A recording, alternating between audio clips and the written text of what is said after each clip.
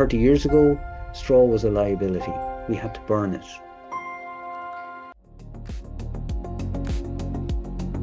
StrawChip is an agricultural-based business. At the root of the business is quite a large arable farm. StrawChip has been in operation for 30 years, adding value to the products of our farm, but also the products of other people's farms. We have a disposal problem for straw, but we also have a resource. So why not solve the disposal problem and add value to that resource? 30 years ago, we said most products in a package sell. Why not straw? So the first iteration was, let's put some straw into a bag and see if we can sell it.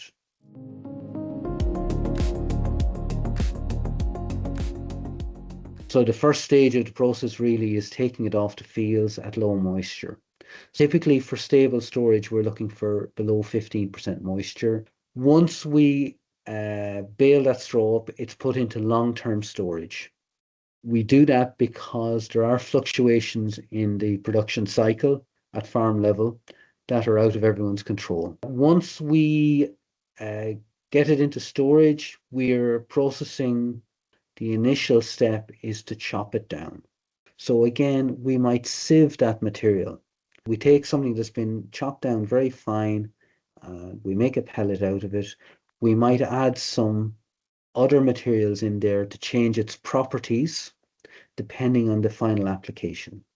So to give you an example, in something like a pellet, we might add something like sodium hydrogen sulfate, which is potentially a material that can tackle ammonia emissions in livestock applications.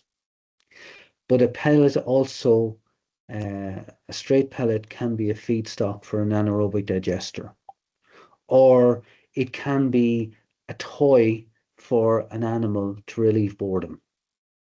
So there are all sorts of potential applications for something like a pellet.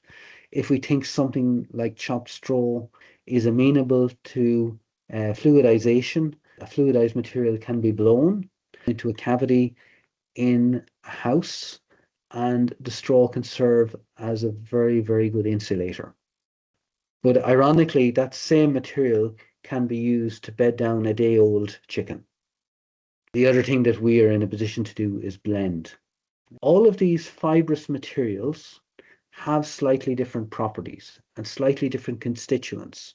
So again, when these are processed and put into a form that other processors can handle, suddenly we have a range of feedstocks, either for nutrition or for their mechanical properties, or as a biomaterial that could be used for a chemical type process, like an anaerobic digester.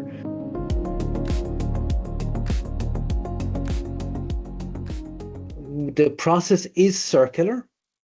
So straw is produced on farms. It is taken off the farms, processed, sent to other farms to be consumed within, we'll just say 6 months and up to 24 months.